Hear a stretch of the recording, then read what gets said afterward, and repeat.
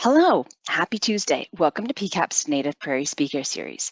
My name is Caitlin Moreau-Seiler, and I am the Stewardship Coordinator with Saskatchewan Prairie Conservation Action Plan, or PCAP.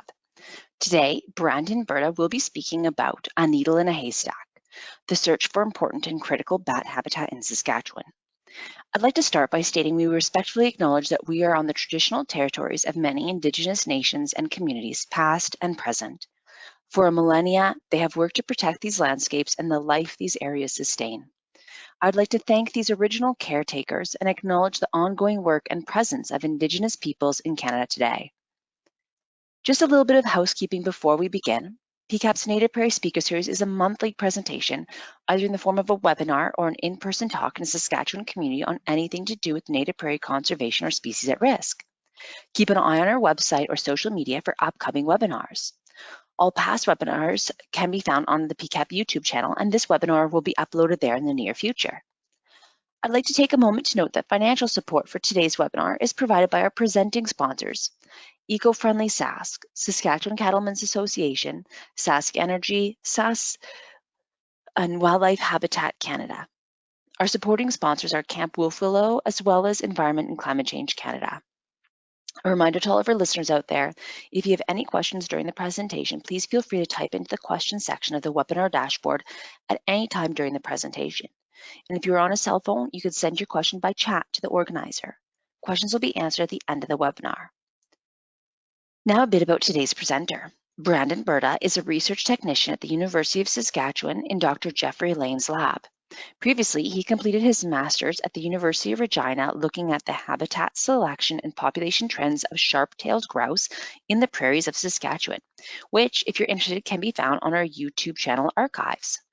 He's still not sure if he needs to change his last name to match his shift from birds to bats, but he's excited to share his new research. So with that, I'd like to pass it over to Brandon.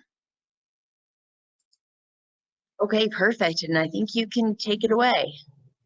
Awesome. Well, again, my name is Brandon Burda. I just want to thank you guys so much for having me.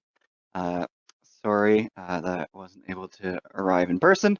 I'm still getting used to the fact that we can actually get together as groups again.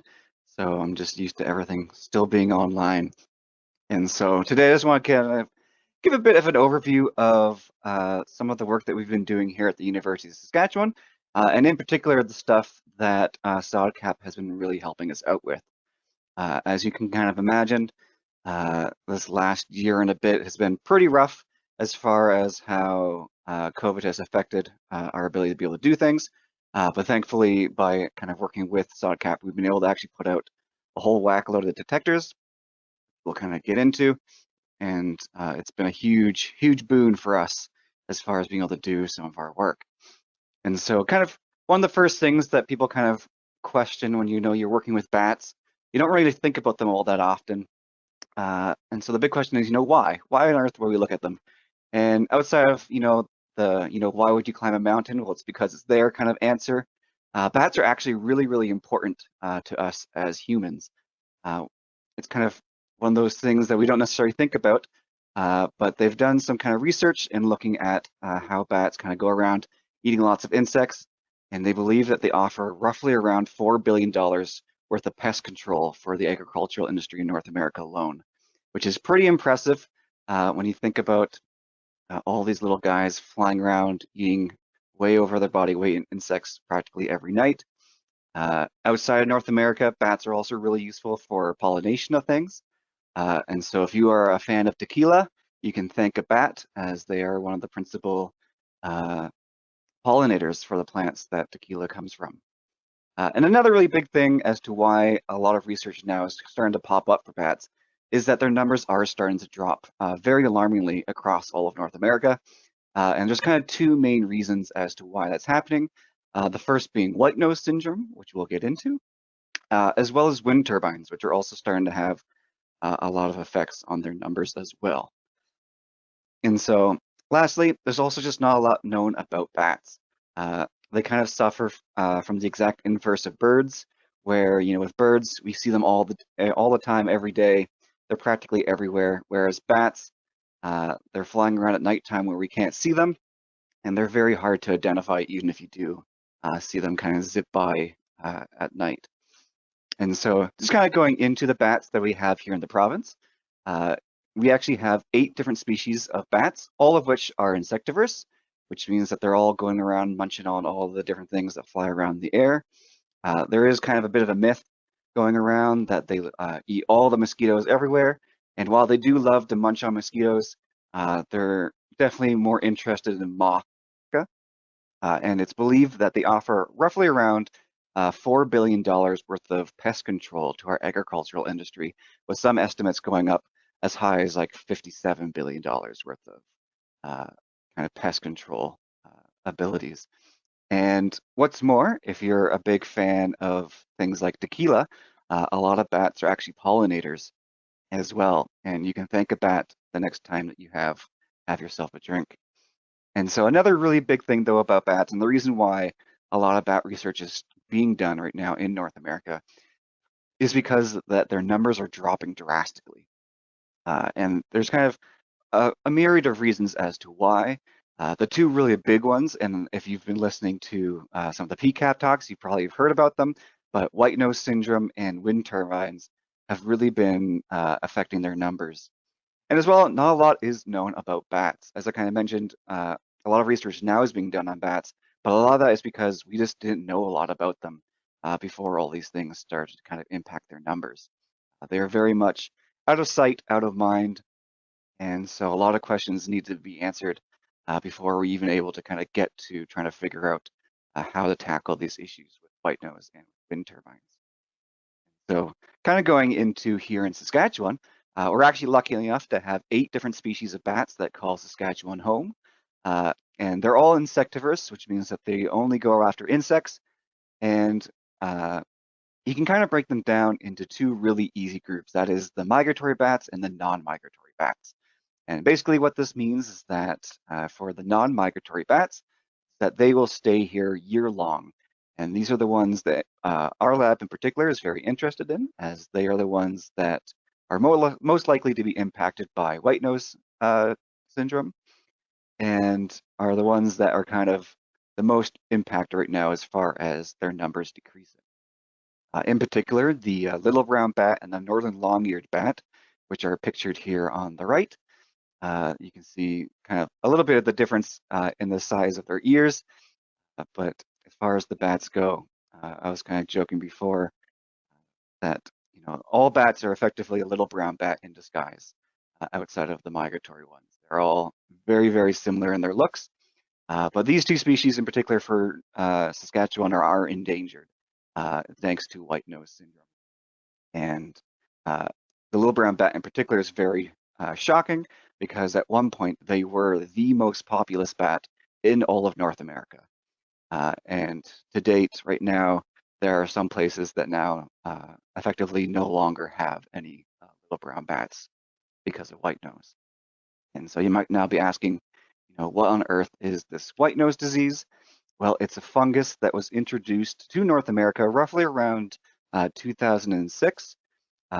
We don't necessarily know exactly when or how it was brought in, but most likely it was brought in on the boots or tools of some cavers who were out in Europe somewhere and then came over to New York and then kind of went caving there and then deposited the fungus on the cave walls.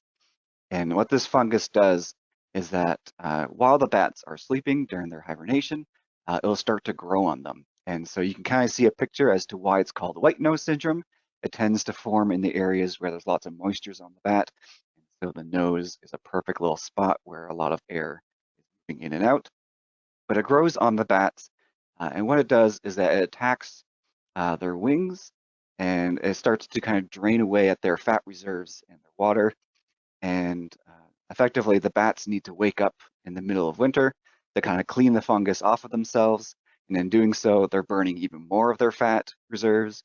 And so eventually they're going to run out of energy and they'll wake up, try to find some insects. And as you can imagine, in the middle of February, there's not a lot of insects for them to go out and eat. And so a lot of them end up dying because of that. And there are places where, especially on the East Coast, where about 90 to 100% of all the bats living in a cave have died off. And so it is a very, very scary thing for bats. And, you know, there's always kind of the questions, you know, what can we do about this? And sadly, there's not really a lot that we can do. It is a disease that is spread by bats. So unless we can stop bats from transporting it, it's not really going to happen. You know, we can't send them cease and desist orders or tell them to go into quarantine like we have with our own COVID disaster that's happening right now. And so it's going to continue to spread. And what's worse, like even if we could find the kind of silver bullet to take it out, we just wouldn't be able to actually disperse it to everywhere. We just don't know where all the different bats are hibernating. There's plenty of caves across all of North America, and finding every single one is practically impossible. Thankfully, though, there are things that have been coming around that do kind of help with it. There's been a lot of recent research that's looked at UV light and how that is actually able to kill the fungus pretty well. And so people are starting to go around to caves and use that to try to kind of reduce the amount of fungal loads on all the bats in the cave as well. But one of the really big things that we can actually be doing is looking for really good habitat for bats to help them kind of prepare for going into hibernation as well as coming out of it. Uh, and so there actually is some very good research that has shown that a good fat bat is most likely to survive white nose infection. And you know, it makes pretty good sense that if kind of the main thing that's happening to them is that they're losing their fat and water reserves, that if a bat goes into hibernation with extra, that they have a better chance of surviving. And as well, when they do come out of hibernation, if they were infected by this fungus, their wings aren't going to be in great shape. You know, they're going to probably have holes and things like that in it. And so they need to heal, which means that they're going to need even more resources to do that. And so what they're going to do then is, you know, go out and they're going to have to munch on a lot more insects to kind of reach those kind of requirements. And so if we can find the places that they hang out at throughout the year, that's not the caves, and protect those areas, we probably actually have a really good chance of kind of giving them a good fighting chance against the fungus when they do go to sleep. And so that's kind of the main goals that we have here with this project that we're trying to do at the University of Saskatchewan. You might think, why on earth is it broken up into important and critical habitat? It's just a little bit of semantics in that the only listed critical habitat for bats are the hibernacula. So that is where they will sleep over winter. Whereas other really important habitat that we're very interested in finding are the maternity roosts, which is where all the mothers will gather together kind of in an area and they'll have all their pups and raise them kind of in one spot. And these areas are also really important because they're used year after year after year, which means that you can kind of really stake your bets in one area, that if you can protect this one spot, bats will return year after year after year. And if you can make it like a bat paradise, then you know you're able to really help them out. And so one of the kind of things about Saskatchewan that's kind of interesting is that we don't actually have any true recorded hibernacula in the province, especially for in regards to their smaller, like little brown bats and such. Every once in a while, people will find large groups of the big brown bats in buildings, but typically that's when they're being destroyed or being renovated, sadly. And so I don't know if people have been listening to the news or following things, but quite a large group of big brown bats was found this year. Thankfully, a lot of them were able to get to a rehabilitation site. And so they're being taken care of right now. And so one of the big things too that's always very pressing because of white nose syndrome currently it's been detected in Manitoba and Montana. And I just got an email today saying that there's also been a possible detection of white nose in Saskatchewan in some bat guano. So it is very much if it's not here, it will be very, very soon. And so it is very important for us to kind of get out now and find these places that are really, really important for bats. And so then what are good habitat for bats?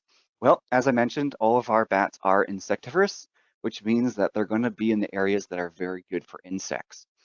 So typically that's kind of wet areas. And so bats really love to congregate around creeks and rivers and streams. And in particular, they really like areas that have very calm water. And that's because bats, they drink while they're flying. So if you can imagine trying to go down to the water surface and grab a little sip to drink, doing so in kind of a rapid area is probably not going to be the best bet. And so if it's nice and calm, they can drop down, grab a drink of water, and it's nice and safe for them. As well, there's a veritable buffet of insects flying around for them as well. So it's kind of a nice one-stop shop for them during the night to go out and feed and drink and everything. And then outside of that, we don't really see bats flying around in the daytime. That's because they're out sleeping on their roosts. And so typically we can kind of break down those kind of roost sites by whether or not it's a maternity roost. So that's again where the mothers are with their pups, or just a day roost, which is where the males, and once they kind of disperse away from their maternity roost, kind of around now in the year, they'll just be using other sites that they can find just so they can kind of be closer to these areas that they're going to be feeding at. So kind of you can think of natural things, which are big trees and caves, or more man-made sites like houses, bridges, and mines. So all of these places give them a nice little refuge that they can escape to, especially the like houses and caves. They provide nice cool areas for the bats. They can escape the sun and things like that. And so this last year, COVID kind of kicked our butt as far as being able to go and actually do a lot of actual surveys. But thankfully, we were able to work with SODCAP to deploy a whole bunch of detectors down in the Southwest. As well with the Ministry of Environment, we were able to get 2 detectors all the way up at Uranium City. And so by setting them out, we were able to kind of get some detections, see what kind of bat activity is going on in these areas. And we got some pretty exciting results.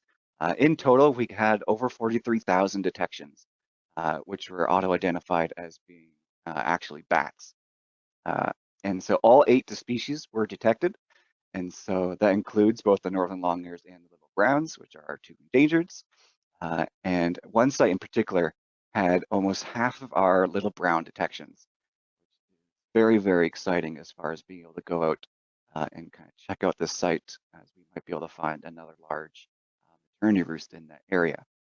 Now, there is one kind of big caveat when we talk about bat detections with audio detectors, is that we actually have zero idea as to whether or not those 43,000 detections were from 43,000 different bats, or if it was just a handful of very hyperactive bats that were flying around the one detector. Just because if we were detecting humans, we might be able to tell the differences between voices. Sadly, we can't do the differences between bats. So all we know is that a little brown bat was flying by the detector, and we can't really tell whether or not it was a certain amount or just one guy flying around like crazy. And so one thing you'll also note, this is kind of ties into my next slide, but we had a huge amount of silver-haired bats, which is the one that is pictured there on the right. They are one of the migratory species that we have here in the province. And you get to kind of put on your sciencey caps and try to figure out where they are on this next graph. But some just kind of fun things that we had looking at kind of when the bats were actually being detected. So here on the left, we just have the number of detections by date. And you'll note that kind of has a little bit of a ramp up period. A lot of that is due to the fact that, it takes a lot of time to put out 44 detectors. So it shouldn't be necessarily taken as, there wasn't a lot of bats flying around early August. It was more that our detectors were being placed out. And so things were starting to ramp up. But as you can kind of notice, there was one day that just jumped out as having a ton of detections. And that was the day that the silver-haired bats came by on their big migration and passed right over all of our detectors. And then you can see a very short drop-off where if we were to kind of look at it by migratory versus non-migratory bats, you'd see that the non-migratory bats start to kind of take over as far as who is calling later on. And then just kind of another interesting thing, a lot of times when people are interested in seeing bats, you can kind of get asked, when's the best time to go and look for them? And really it's just as the sun is setting. Kind of around that time is when most bats will be emerging. And so you can see there on the right, that's kind of our number of detections by hour. And you'll see that typically a lot of them are starting to come out kind of around that 8 o'clock, 9 o'clock time, just as they kind of get ready for the night. It's also kind of the easiest time for us as humans to be able to see them, as there's possibly a little bit more sunlight for us to actually be able to kind of pick them up.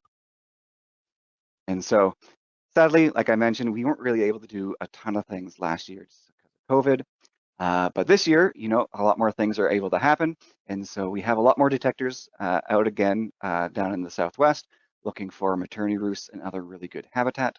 Another thing that we're starting to do is we're kind of dispersing our detectors in areas that are a little bit more diverse. Before, we kind of really targeted areas that we thought would be like primo habitat that would have maternity roosts or a really big day roost nearby. This time we're trying to disperse them across a larger area with different habitats, just to kind of see how they are using agricultural areas. As kind of mentioned, they do provide a huge boon to farmers as far as what kind of insects that they're eating. So it is really interesting that not a lot of research has been done as far as how bats disperse themselves on the prairies. And so very interested in kind of getting things out there, looking around just to see, maybe how far away from water bodies bats are willing to go to eat some insects. All of that should hopefully start to come out of the data as we move forward. And then another thing, as we kind of move forward, the hibernacula search is definitely kind of the true needle in the haystack from the title of this talk. So we have a few more going out to Uranium City. These are being placed around old uranium mines. Hope that we might be able to detect some bats calling really late into the year. And if we're super lucky, we might get some calls kind of in wintertime, as they do kind of wake up periodically throughout the winter. And if we can get any of those calls recorded, then we can almost for sure say that there are bats hibernating in those mines, which would be a very cool thing to finally put something on the map as far as Saskatchewan's hibernaculas. As well, we are looking at doing surveys in areas that are conducive to caves here in Saskatchewan. And now you might be wondering, Brandon, caves in my Saskatchewan? Well, it's a little bit more likely than you think. They're not going to be as big and crazy as caves that you imagine in your head when you think of giant caves with stalactites and stalagmites. But there are definitely caves here in Saskatchewan, but generally on a much smaller scale. And so in particular, the places that are very likely to have some caves that we're really excited to kind of go out and check is areas that have old mines. There are places like around Uranium City. There's also old coal mines and things like that down and around like the southeast and the southwest area. So being able to find those sites is very exciting because they're old. They're places that haven't been disturbed by humans for a while, so there's a good chance that there might be bats using them. There's also a really interesting little area, geologically speaking, in Saskatchewan. If you look there on the very right-hand side of the map, following the arrow from the middle picture there, you'll see a little blue blip just right on the right side of the map. And that's kind of around the Amisk Lake and the Cumberland House area. And that is a little blip of limestone. And limestone in particular is very exciting when you're talking about bats, as it is one of the best types of rock to actually form a solution cave. So when you look at this giant geological map of Saskatchewan, you'll see that there is a lot of kind of greens and yellows, which represent things like the sandstones. And while sandstone and limestone are both sedimentary rocks, which makes kind of cave formation a lot easier, limestone is definitely the king because it's a lot more reactive. Because of that, you can kind of drill through it with water a lot quicker over time, which means that there's more likely to be cave systems in there. So this picture that we do have there in the middle is from the giant rock crevices that do exist around Amisk Lake. And so we are very excited to kind of get out there and explore and see what we can find. We do have to kind of temper our expectations though, because we're probably not going to find giant cave entrances in the sides of cliffs and things like that. A lot of these caves are going to look like potholes in the ground and be a small hole, maybe about the size of a manhole cover at best, but they'll go down deep enough into the ground that it gets below kind of the frost level and whatnot. And so the bats can then hide down in there and have a lovely sleep over the winter. And then as well, kind of moving further south, this picture that I took there at the very bottom is from Castle Butte. And so if anyone's been down in the big muddy area, you'll know that there are some kind of caves. They're not necessarily the greatest in the sense that they don't necessarily go down very deep, which is kind of like the big thing that we're looking for. And so kind of one of my big pet theories is that maybe bats in Saskatchewan just aren't using hibernacula in the way that we normally think about them.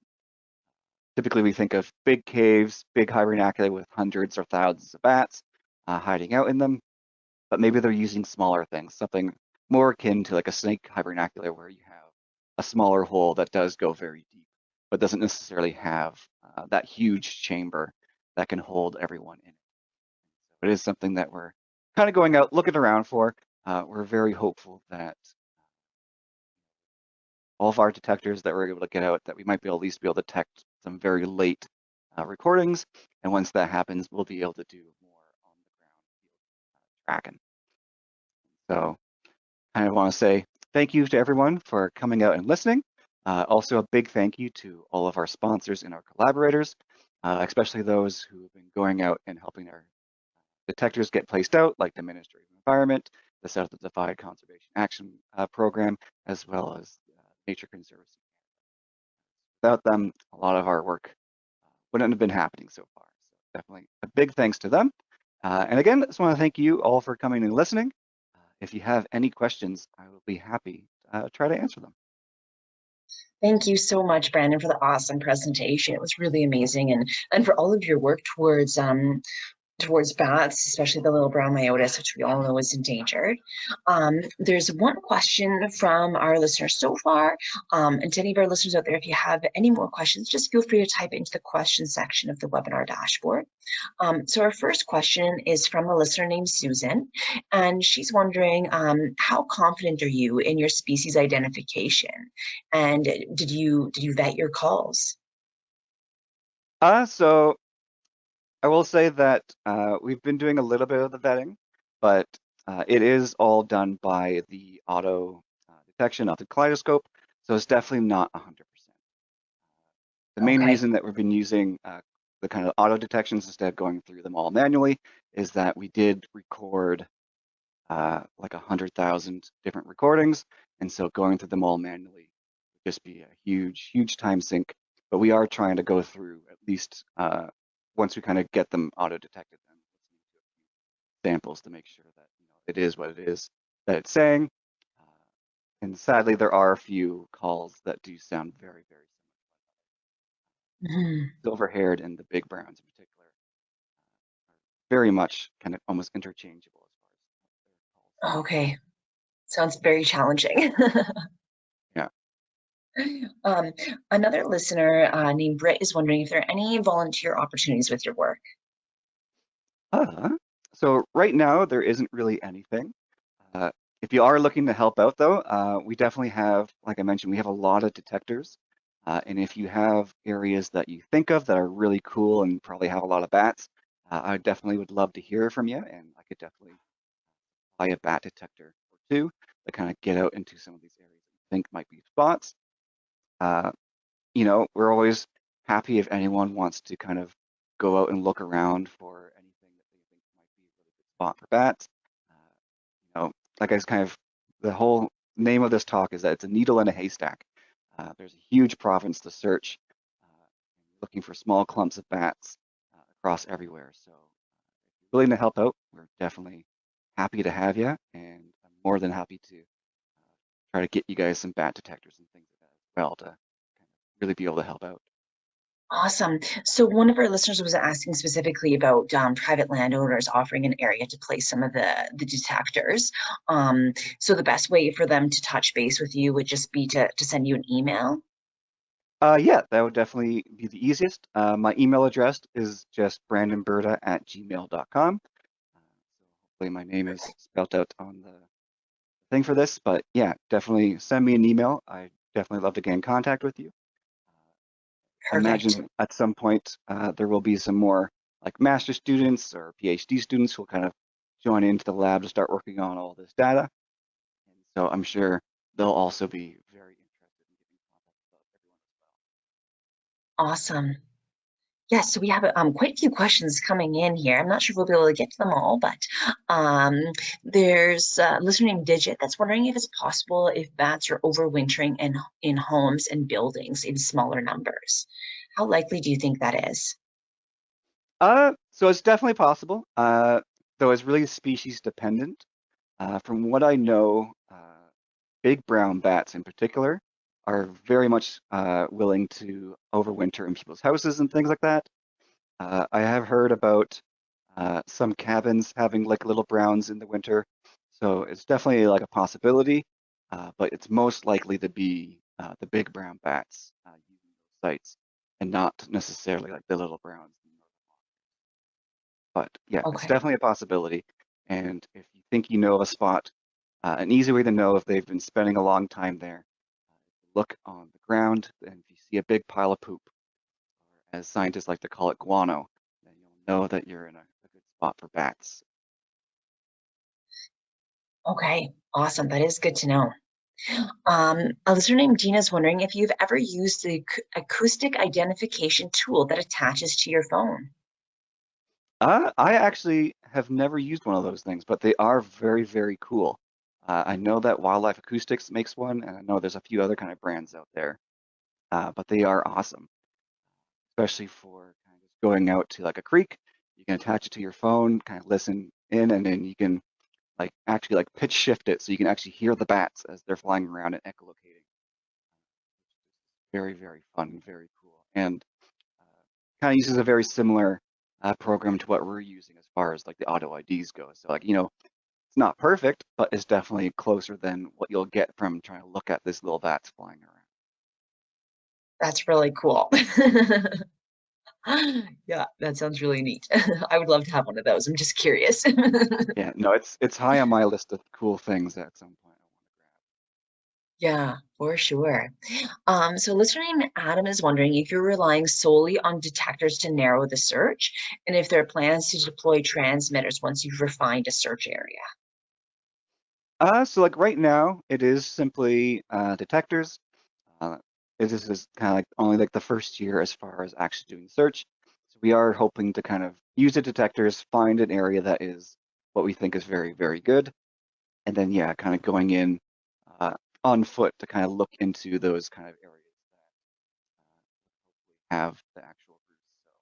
So if there's a large old buildings or bridges or big tree clumps, things like that, then we can kind of go in and search. I know that there is some work going on right now, kind of in Cypress Hills with Mark Brigham's lab, where they're starting to put like pit tags and things like that into bats. And I think it'd be awesome if we could do that as well, but everything costs money. So right now we're just kind of focusing on what we do have and what we can Yes, yes. Okay. Thanks for that answer. A listener named Kristen is wondering if you could clarify about the stat that bats contributing $4 billion of pest control for the agriculture sector. It was that just across North America or for Canada? So that stat is for North America as an entirety. Okay, still, it's amazing. $4 billion. It's Yeah, really they incredible. did a pretty unique study where they actually like they had some fields, I think it was cornfields, and they actually put up big cages around them to stop bats from getting into them. So they put them up at night to stop all the bats, and I think they had like a 60% increase on different like caterpillars and things like that from moths in the sites that the bats weren't able to get into. Like kind of spiral from there, where like you had all the pests eating away, and then because the plants were really weak, then like some fungus stuff started to break out. And so, big Wow. kind of chain of events that can happen when we don't have our bats flying around eating everything. Yeah, that's amazing. Wow. Wow. A listener named Carol is wondering if you are concerned about rabies at all, either catching it or spreading it, and she's wondering what kind of precautions you take. Yeah, so as far as precautions, whenever we're doing our work, we have our rabies vaccine just to kind of make sure. Uh, And it is true that while bats do have rabies, it's not super common. As well, that the fact that like typically when an animal has rabies, it's not going to act normally. Uh, so, if you're seeing a bat that's like very active in the day, that's not trapped inside of your house just trying to get out, that might be a bat to try to avoid outside during the day, kind of acting very weirdly. But typically bats, they keep to themselves, so there's not a lot of real fear of them giving you anything. But yeah, we have our rabies vaccines, and then we also have gloves that we'll wear whenever we're dealing with any of the bats, especially the bigger ones like the hoary bats, the big browns. They can bite through little nitrile gloves that we wear, so we'll have to wear very thin, kind of like leather gloves underneath, just to make sure that we don't get actually bit by them. Yeah, yeah. Do you know about the incidence of rabies in bats? I don't know a stat. I just know for sure that like, you know, it's kind of one of those things that everyone says like, oh, bats have rabies, and it's like, yeah, but it's not as high as people think. And it's Yeah, very unlikely that you'll ever actually get it from them unless you are like a researcher holding on to a bat thing. yeah. One of those things you're probably more likely to get struck by lightning or something like that. And Hmm. yeah. Mhm. Okay. Um, our next question is from a listener named Susan. Is anyone going to follow the big brown bat colony in the arena? And she says, I suspect they will try to get back into that spot this fall. It would be interesting to figure out where they're going to go this winter. Do you know anything about that? So I don't know anything about whether or not we'll be kind of tracking them afterwards. I know that the rehabilitation center has been working a bit more with Mark Brigham's lab as far as kind of getting them there and kind of taking care of them. So I don't know if they have any plans for that. It would be very interesting. Bats do like to use the same places over and over and over again. Hmm. Becomes their home, their kind of comfort spot. So they might try to get back. And bats are very, very tiny. Even, we call it the big brown bat. They are still pretty small. I think the general thing is like, if it's like the size of your thumb, then a bat can probably crawl through it. So any sort of Wow. small hole, the bats can probably find their ways to get into the arena again. Wow. That's really amazing. I didn't know that. One of our listeners, Thuy, is wondering in pre-identified bat houses, are there chances to reduce the influence of white nose syndrome? Uh, so with like the houses, typically it's not as much of an issue with white nose, simply because white nose it really likes to live in caves or areas that are very cold and kind of has like a certain humidity level to them. So the thing with bat houses is that because they're kind of out in the air, out in the sun, they can get pretty hot. So Hmm. it's typically not much of an issue. And at the same time, it's during the summer or the spring, and that's when bats are out eating. So they have the fat, they have the ability to kind of constantly keep themselves preened. So it's not as much of an issue. It's definitely still something to kind of be wary of, but it's not really like a big thing per se. If you were Okay. very like scared, you could use ultraviolet light to kind of like scan over it a few times, like inside of the boxes, and that could help to kind of kill any sort of growth that might be happening. Okay. But yeah, make sure there's no bats when you're doing that. But like you can just do that during the winter or something. You can go and give them a little. Okay. And a couple of our listeners have written in about kind of the rates of rabies, Melanie and Susan. So Melanie says there's less than 1%. Susan specified less than 0.5% of free flying population will contract BAS. So no contact means no risk. So thanks to our listeners for chiming in there. That's great. Someone else said the CDC said it's about 1% of bats of what would actually carry rabies. So I guess very, very low rates of rabies in bats, but it's something that we just always associate, isn't it? Hmm. Yeah. Our listener named Joyce is wondering if your search area in Southwest Saskatchewan includes sites within Grasslands National Park. So ours doesn't, and that's because Grassland is doing an excellent job on their own, doing their own surveys. been working with other groups that kind of go out and do things. They found recently quite a large maternity roost, and they have other interesting spots that they're looking at. Yeah, the spot that, Cool. I would love to go out, but they got it handled. They don't really need other people kind of going in and surveying the same places over and over again. Yeah, makes sense. That way you can prioritize elsewhere. Yeah, it would be really interesting for PCAP to maybe have the park come on and do a presentation about sort of bats in their area too and what they found, and maybe there's an option there for a future talk or something. Mm-hmm. um, so Melanie says that she's been quarterbacking to the Unity Bat Project, 8 multi-chambered bat house erected and all bats released mid-May. Only one bat returned to the renovation arena after education. The city worker returned it to a bat house.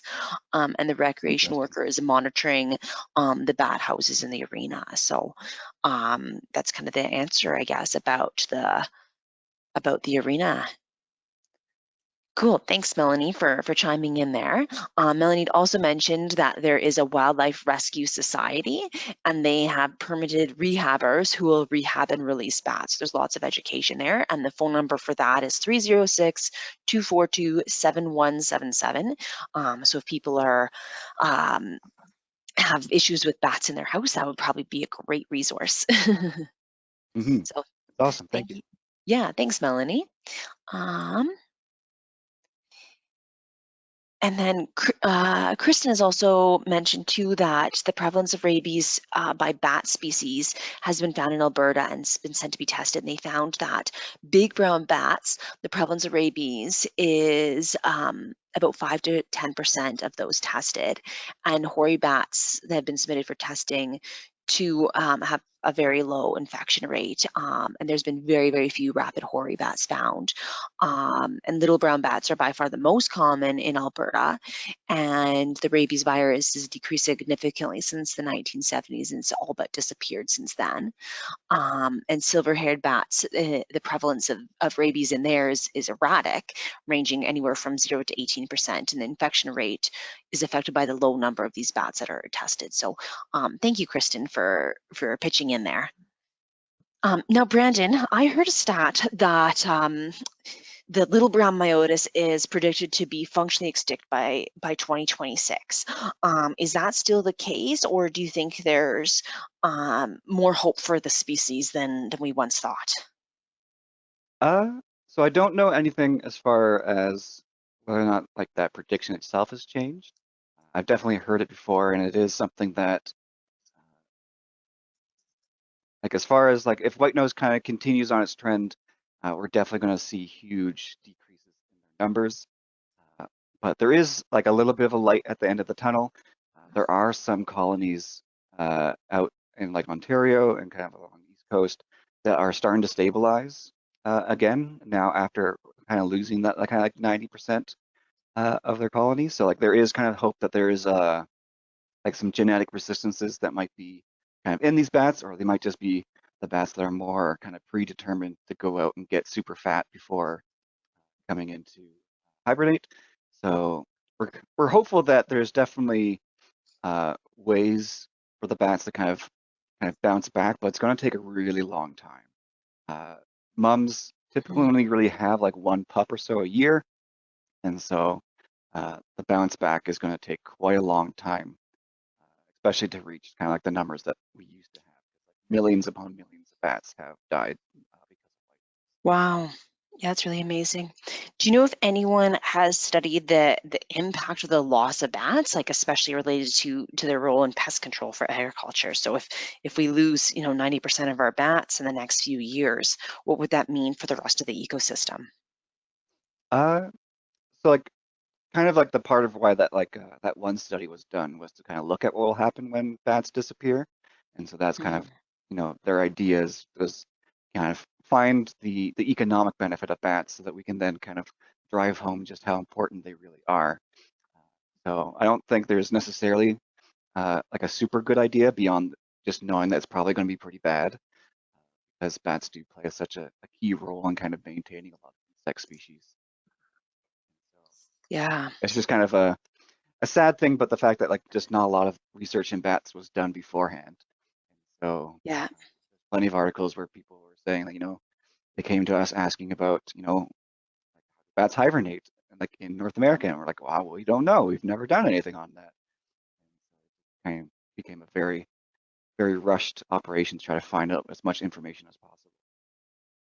Wow. And there's another listener who's wondering if you could say your email address again, and I will just put it in the chat for everybody. One more time for us, Brandon. Yeah, no worries. So my email address is just brandonburda@gmail.com. My name should be spelled out there, but Burda is Burda. Yeah, feel free to send me an email. I'd love to get in contact with you guys. Okay, perfect. And I think that's all the questions that we have. And I just put that address in our chat box there, so you're welcome to open it up. Yeah, so I guess with that, I just want to thank you again, Brandon, for the awesome presentation. It was really, really informative. So thank you. Yeah, well, thank you so much for having me. And to all of our listeners, thank you again so much for for coming to our presentation today. We don't have anything scheduled for September yet, but we will in the near future, and we'll have it on the PCAP website and our YouTube channel. You're also welcome to check out our YouTube channel for past presentations. And then I just want to make a note that when you leave today's webinar, a quick 1-minute survey will pop up. If you don't mind filling that out, that gives us some answers that we need to report back to our funders about the success of this program so we can keep it going in the future. So with that, I would just like to say thank you very much, everyone, and have a great rest of your day.